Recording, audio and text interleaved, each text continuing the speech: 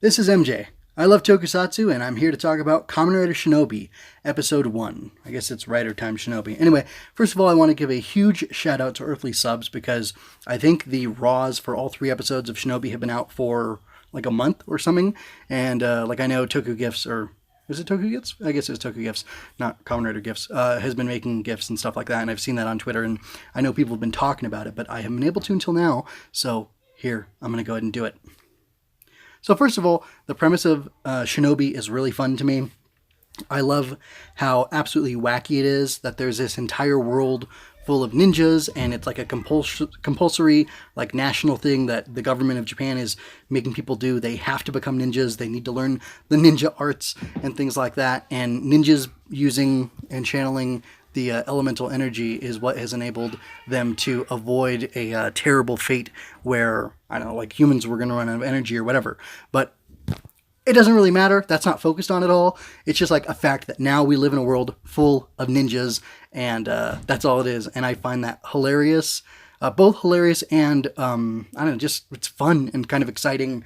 And I don't know, I think it kind of sets my expectations and it totally, like, it kind of makes me throw out all my expectations because, wow, this is a whole world full of ninja magic, and people can channel elements, I guess, just by learning ninjutsu or nippon, whatever. I can't remember. There's like a nippao is like the pun, the joke that they keep emphasizing in the show or in parts of the show. So I don't know.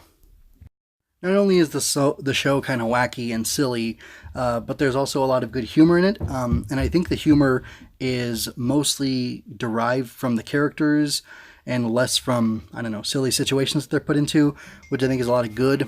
Like, for instance, one of the biggest things to me that was really funny was that Rentaro is he's Kamen Rider Shinobi. He's a legendary ninja, or at least they refer to him as that. And he seems pretty competent when he does henshin and fight.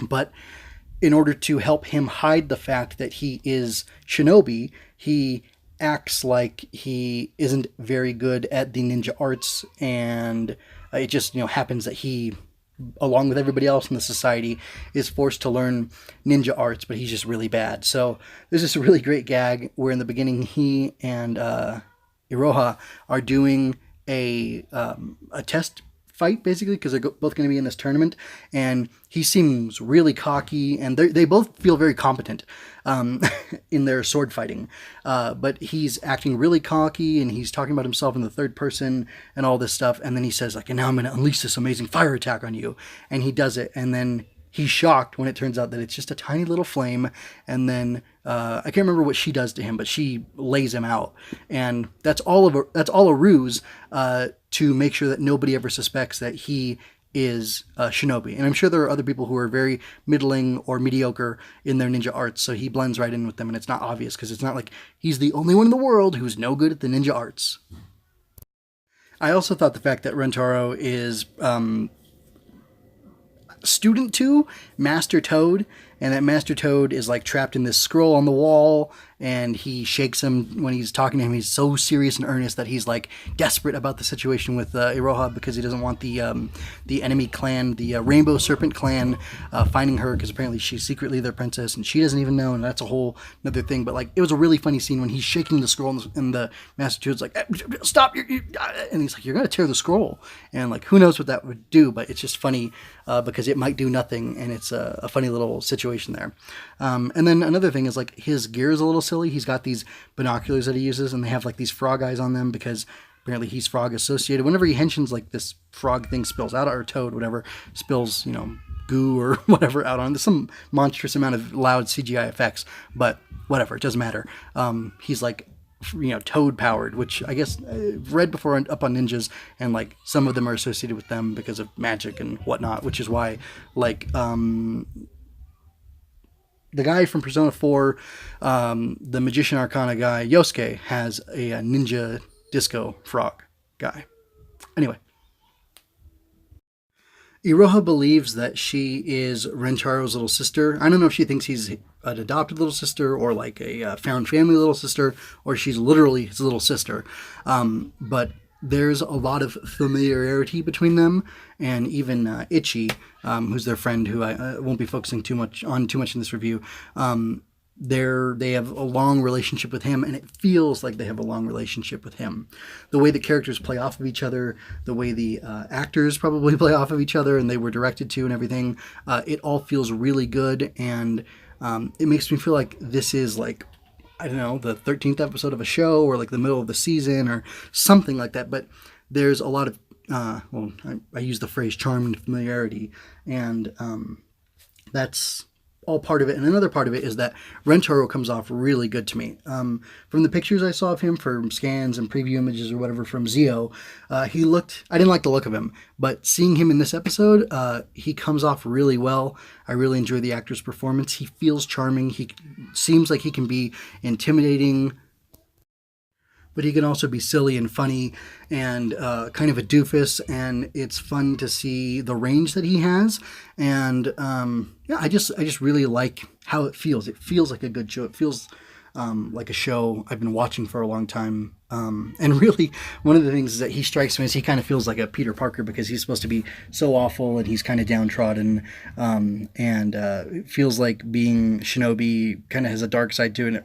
And not that it's dark and depressing, but that it kind of stinks for him personally, especially because it seems like he has feelings for Iroha, but he's supposed to pretend to be her older brother, and that's, not going to happen. So that's just kind of another fun thing. It adds a little bit of pathos to it, and I really like that. Last thing I really want to talk about from Shinobi is the design work. It's kind of over the top, but kind of classic and instantly recognizable and pretty fun. There's some people in like Naruto cosplay and stuff like that, kind of sprinkled throughout in the crowd shots. But I really love the shot of Shinobi in the middle of these guys that come from Hattori, Kamen Rider Hattori's, I don't know where they come from, but somehow he's able to summon them. And then when they get defeated, they have a one-on-one fight. But like, Hattori's got a cool design. I like how like they're reusing the Ziku driver, and they're reusing different, they're kit bashing suits together, and I think it's done really well. And I think Shinobi's design is it's great. It's fantastic. I really love it. It's like, I'd buy figure arts of him. And if not that, then a Safubi. Hattori doesn't even look specifically villainous. He just looks, kind of edgy. It's a different type of ninja star he's got on his face, which mimics what Shinobi has. And then, like, his guys are all in black. His summoned guys are all in black with orange accents, which mirrors him because he's mostly orange. And I don't think Shinobi does anything like that, but I'd imagine they'd be black with purple. That's kind of cool. That's really all I have to say about Shinobi. I really liked it. It was great. So good. I'll talk more about it next time. But for now, I have questions. What are your thoughts on Shinobi? Is it better than Zio? And would you like to see a full series of it? Because I personally think a full series of it would be cool. It instantly appealed to me more than Zio. And, I've been telling you my thoughts. I really like it. So there you go. Go ahead and like, share, subscribe, ring that bell so you get notifications whenever I put one of these out. And also, you can see more of my work at mjmunoz.com. And you can also see, or if you want to support me, you can do that at coffee.com/mjmunoz. Thanks for listening. Ride on, folks. Ride on.